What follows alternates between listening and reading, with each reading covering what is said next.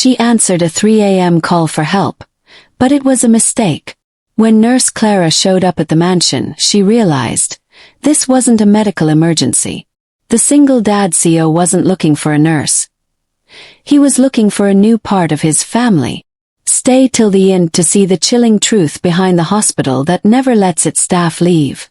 Before we begin this chilling tale, make sure you're part of our community.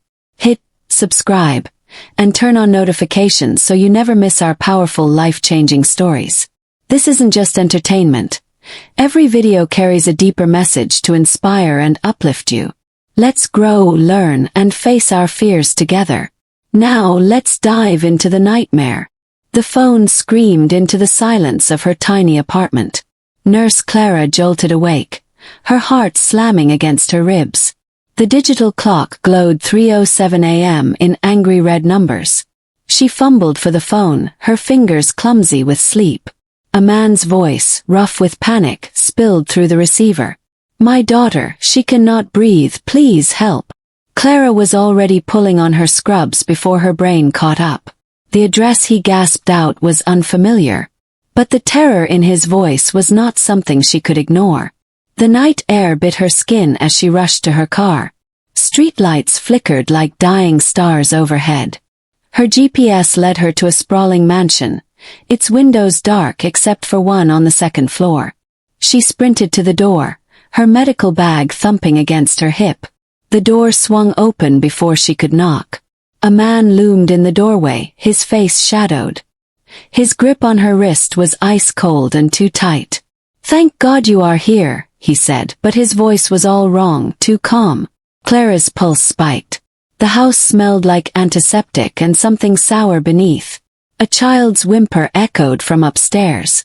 She tried to pull back, but his fingers dug deeper. "Your daughter," she started. The man smiled. It did not reach his eyes. "I do not have a daughter," he whispered. The door slammed shut behind her. The last thing she saw was the gleaming brass nameplate on the wall. CO Alexander Graves. Then the lights went out. The darkness pressed against Clara's skin like a living thing.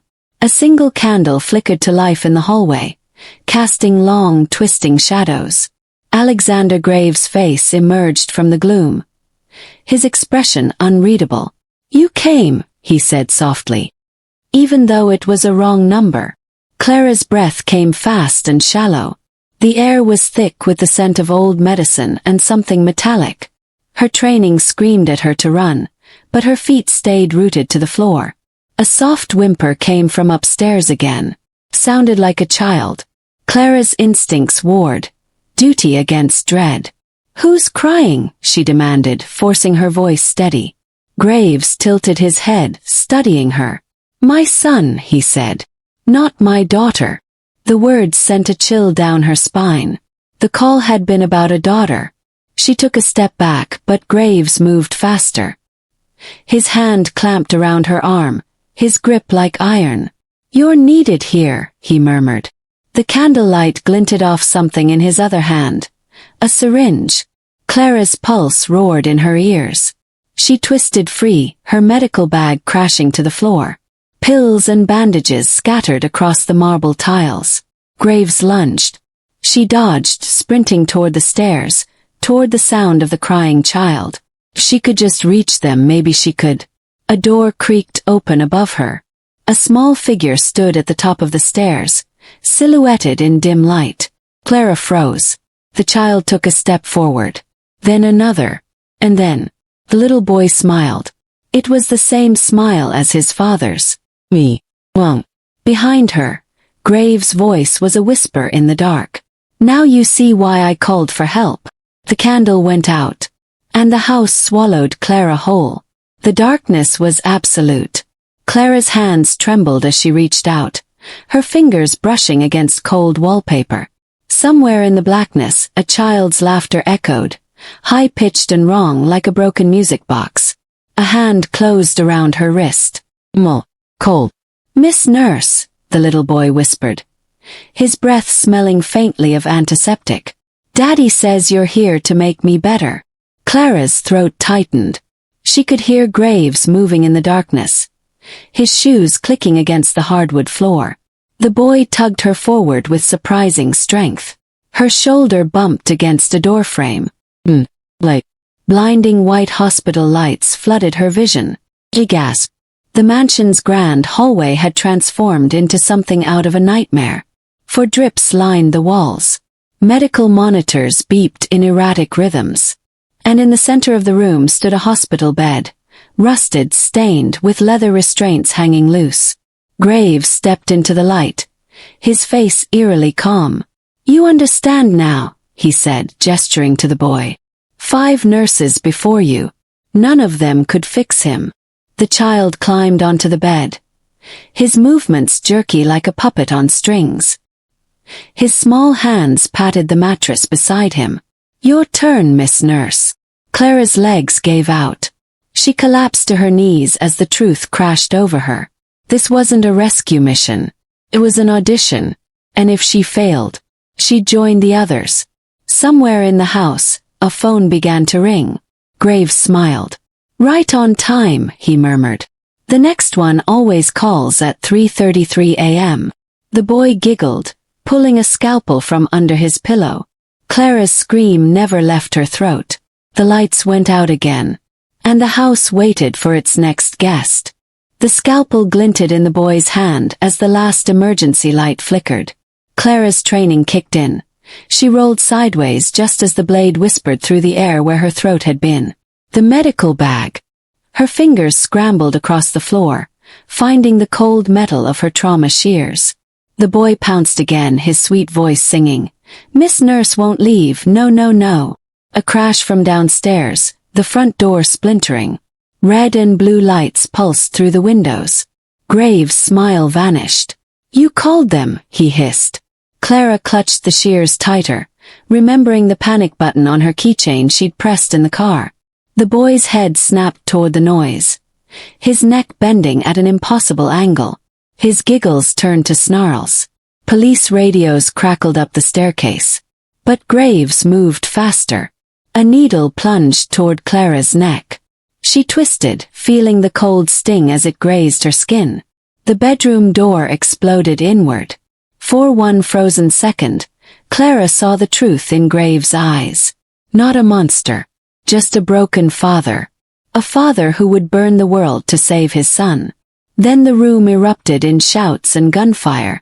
The last thing Clara saw before darkness took her was the boy, smiling as the restraints closed around his tiny wrists, and whispering, "Next time, Miss Nurse.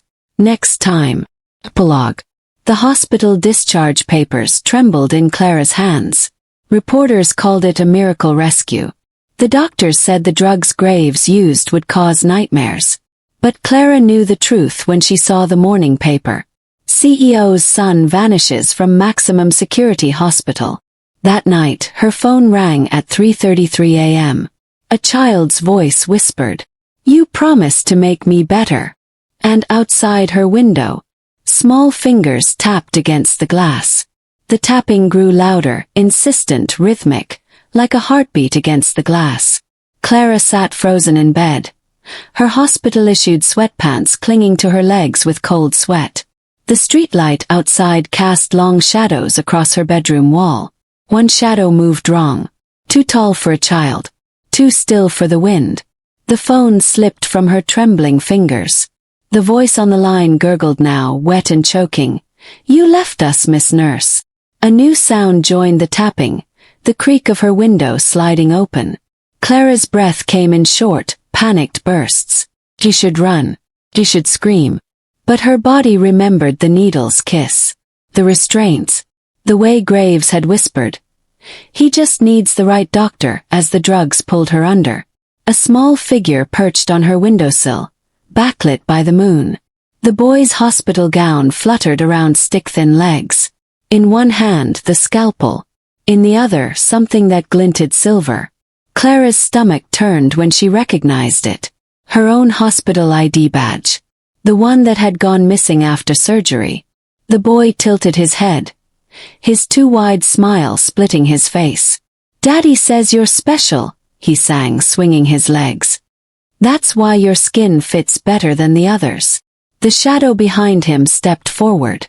Graves' hands, slick with something dark, reached for the boy's shoulders. His voice was a lover's whisper. "Let's begin." Clara finally found her scream. But the monitors by her bed flatlined first. 3 states away. A payphone rang outside an all-night diner. Tired waitress picked up. "Help," sobbed a woman's voice.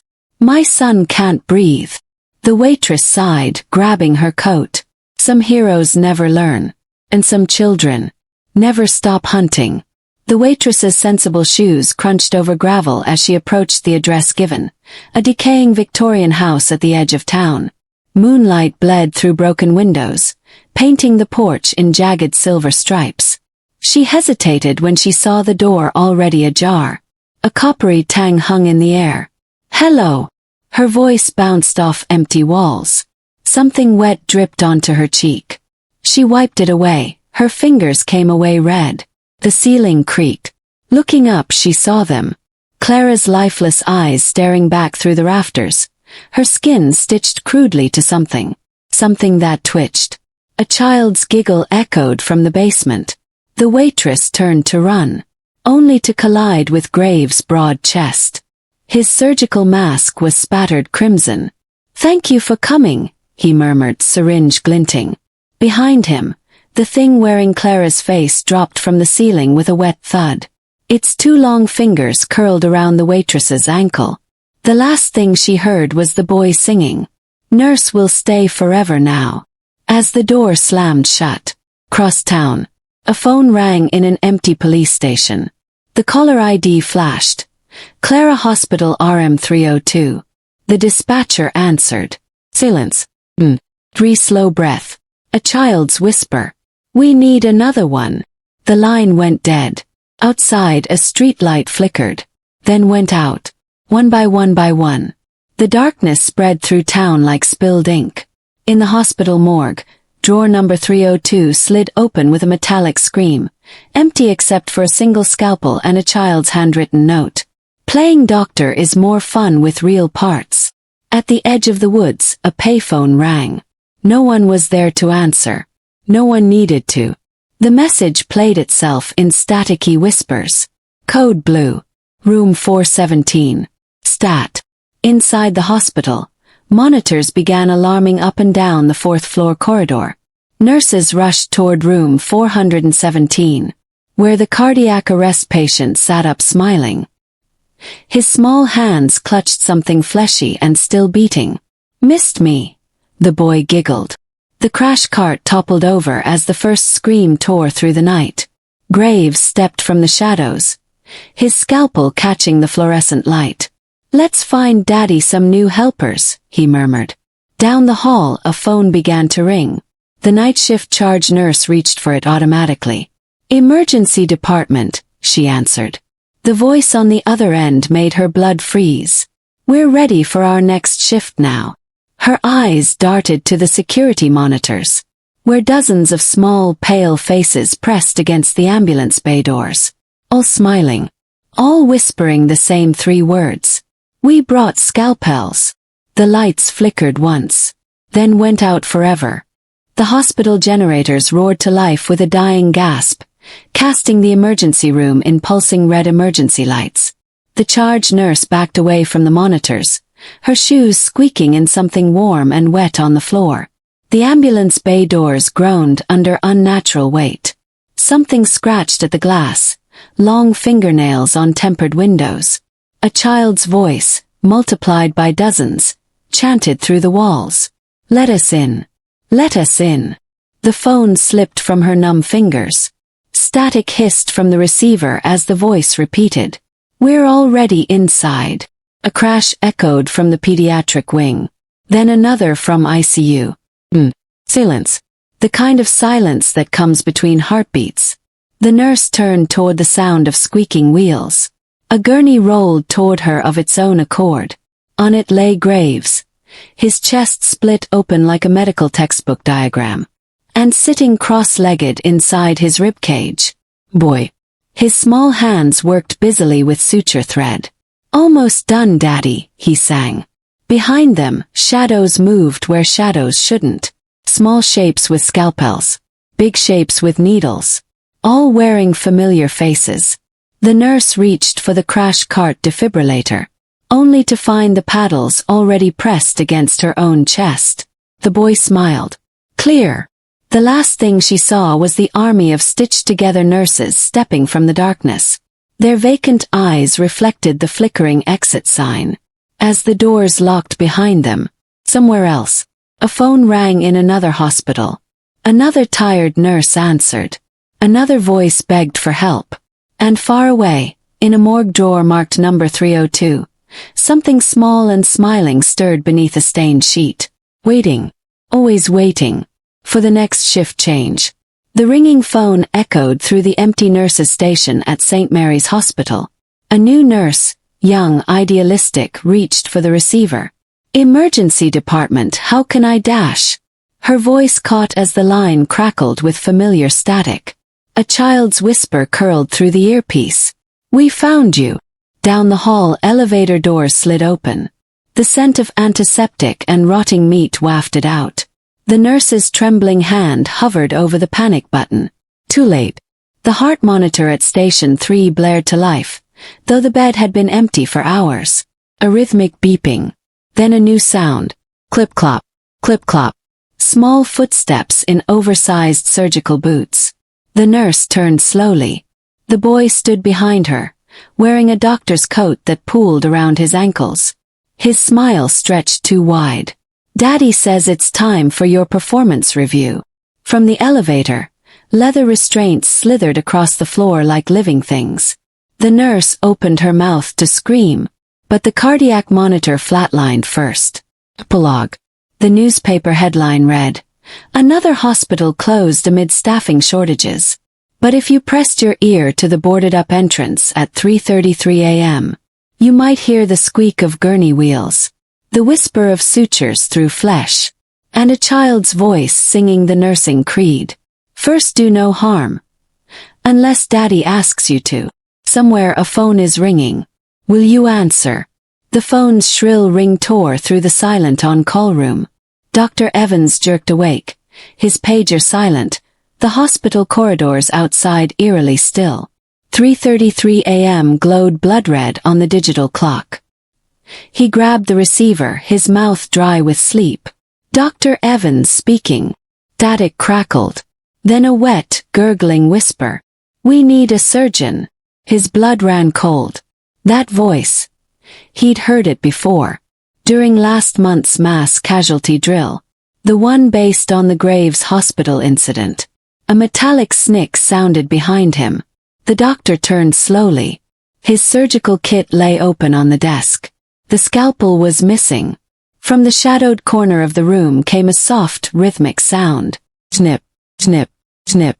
The emergency lights flickered, illuminating the small figure sitting cross-legged on the floor. The boy looked up, his eyes reflecting the dim red glow. In his tiny hands, perfect human heart still beating. Daddy says you'll know what to do, the child whispered, extending the dripping organ. Behind Dr. Evans, the door locked with an audible click. The phone receiver dangled, swinging gently. From it poured a chorus of children's voices, chanting. Stat, stat, stat. The lights went out. Somewhere in the darkness, a scalpel gleamed. And the real surgery began. Epilogue. At the nurse's station, the assignment board updated itself. A new name appeared under On Call Tonight, in shaky, childlike handwriting. Dr. Evans. Forever. The phone rang again. The empty hallway filled with the sound of squeaking gurney wheels. And from every darkened patient room, monitors suddenly blared to life, flatlining in perfect unison. The night shift would continue, as it always did, as it always would. The cardiac monitor's screaming flatlines merged into one endless tone as the hospital plunged into darkness. Dr. Evans' breath came in ragged gasps, his back pressed against the cold tile wall. The scent of copper and formaldehyde burned his nostrils. Small wet footsteps approached. Quelch, quelch, quelch. Moonlight through the window revealed tiny bare feet leaving bloody prints. The boy stood before him, holding the still beating heart in one hand and Dr. Evans' own scalpel in the other. "You're taking too long, doctor," the child pouted. His lips split into a grin too wide for his face. "Daddy doesn't like to wait." The shadows behind the boy shifted. Figures emerged. Nurses with stitched-on smiles, orderlies with hollow eyes, all moving with that same unnatural jerkiness. Their surgical masks hung crooked, revealing glimpses of modifications. Dr. Evans' trembling hand found the crash cart. The defibrillator paddles sparked to life. For one desperate moment he thought he might. A cold hand closed around his wrist. The charge nurse leaned close, her breath smelling of embalming fluid. "No heroics tonight, doctor," she whispered through sewn-shut lips. The boy giggled, twirling the scalpel. "Time for your orientation." From every doorway, gurneys rolled forward on their own. Each one held a familiar shape beneath blood-stained sheets. The last thing Dr. Evans saw was the boy climbing onto his chest, scalpel glinting. The last thing he heard was the phone ringing again. And a new voice answering. "Emergency department, how may I oh no." Epilogue. The newspaper headline read, "Another medical school graduating class commences." At the back of the auditorium, a small figure in a tiny white coat clapped excitedly. In his lap, a very special list of new doctors' home addresses. And a shiny new scalpel. The phone in his pocket began to vibrate. He smiled. The night shift was hiring again. The vibration wasn't coming from the boy's pocket. It came from the pile of stitched-together flesh that had once been Dr. Evans, now twitching on the operating table as crude sutures pulled his limbs into new configurations. The boy tilted his head, listening to the Morse code of desperate spasms. "Shoo, almost done," he cooed, threading a catheter through what remained of the doctor's fingers. Down the hall, the new voice that had answered the phone was screaming now. But screams made the stitches hold better. The boy hummed as he worked, his tiny fingers dipping into jars of preserved organs labeled with previous doctors' names. From the ceiling vents, dozens of small hands dropped freshly sterilized scalpels. The boy selected one with care. "Daddy wants this one just right," he told the twitching thing on the table. Somewhere beyond the blood-smeared windows, dawn approached. But in room 417, the digital clock reset itself. 3:33 a.m. 3:33 a.m. 3:33 a.m. The night shift never ends. The hospital never closes. And the phone never stops ringing. Somewhere in another city, a bright-eyed medical student checked her phone. Unknown caller 3:33 a.m. She smiled and swiped answer. "Hello. Our rotation this is." The line crackled with the sound of something wet breathing.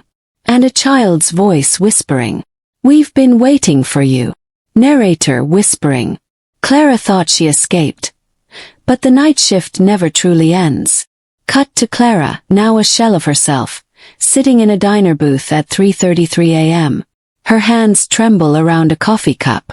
The waitress, familiar but we can't place why, smiles too widely as she refills it.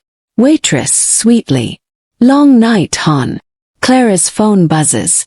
A text lights up the screen. "Code blue, room 302. Her breath hitches. The camera zooms in on her reflection in the coffee, where the boy's face grins back at her. Cut to black.